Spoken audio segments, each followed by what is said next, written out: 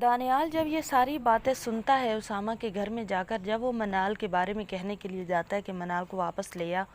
وہ ماں بننے والی ہے اور یہاں پر ہونا ضروری ہے، کل کو کچھ ہو گیا تو آپ لوگوں نے ہمیں کہنا ہے کہ ہم نے آپ لوگوں کے بچوں کو نقصان پہنچایا، تو میں نہیں چاہتا ایسا ویسا کوئی بھی مسئلہ کریٹ ہو، کیونکہ پہلے میں بہت بڑے صدمے سے گزر چکا ہوں، اپنے بھائی کے جانے کے بعد بہت اکیلا ہو گیا ہوں۔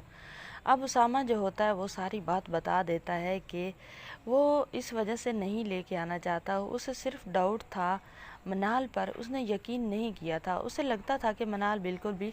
ایسی لڑکی نہیں ہے، وہ سمیر میں انٹرسٹڈ نہیں ہے، لیکن جب اس نے خود اس طرح دیکھا منال نے اس کا نمبر لڑکی کے نام سے سیو کیا تھا، اس بات کو چھوڑیں،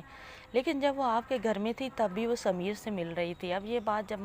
اسامہ کرتا ہے تو دانیال کے دل دماغ میں اور آنکھوں میں وہی سین دوڑ جاتا ہے جو اس نے روڈ پر دیکھا تھا، سمیر ہاتھ پکڑے کھڑا تھا منال کا۔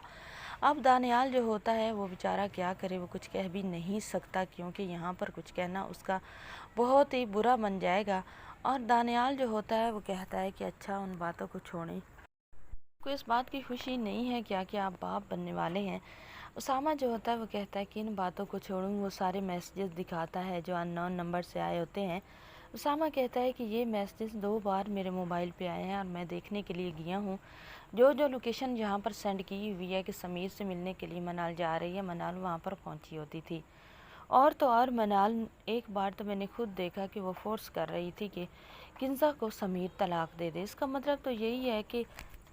کنزا کو طلاق دلوا کر منال خود سمیر سے شادی کرنا چاہتی تھی۔ اب جو ہوتا ہے دانیال وہ کہتا ہے کہ یہ نمبر تم نے پھر ٹریس نہیں کروایا کہ کس کا تھا، آخر کوئی کیوں منال کے بارے میں ایسی بات کرے گا؟ تو جو ہوتا ہے اسامہ وہ کہتا ہے کہ یہ آپ کے گھر سے ہی میسج آیا ہے، مجھے تو یہی لگتا ہے کوئی آپ کا مطلب منال کا جاننے والا بہت ہی قریبی ہے۔ تو جو دانیال ہوتا ہے وہ اب خاموش ہو جائے گا، وہ گھر آئے گا اور آ کر اس نمبر کو ٹریس کروائے گا، ٹریس کروانے کے بعد اصل مجرم تک پہنچ جائے گا۔ جیسے ہی وہ اصل مجرم تک پہنچے گا تو وہ بتائے گا کہ میڈم ماہم نے اسے کہا تھا کہ وہ منہ مانگے پیسے دے گی، لیکن اس نمبر پر ساری کی ساری اپڈیٹس شیئر کرنی ہے، تو میں تو میڈم ماہم کے کہنے پہ میسج میں نے کیے تھے، اس نے مجھے پیسے دیے تھے۔ اب جو ہوتا ہے دانیال وہ تو اس آدمی کو بھی لے کر گھر آ جائے گا، اور جیسے ہی مام دیکھے گی اس آدمی کو گھر اور دانیال کو چلاتا ہوا، اس کے پاؤں کے نیچے سے زمین نکل جائے گی۔ اب جو دانیال ہوگا وہ مام کے پاس آئے گا اور اسے پوچھے گا کہ اس نمبر سے میسج اسامہ کو تم نے کیے ہیں۔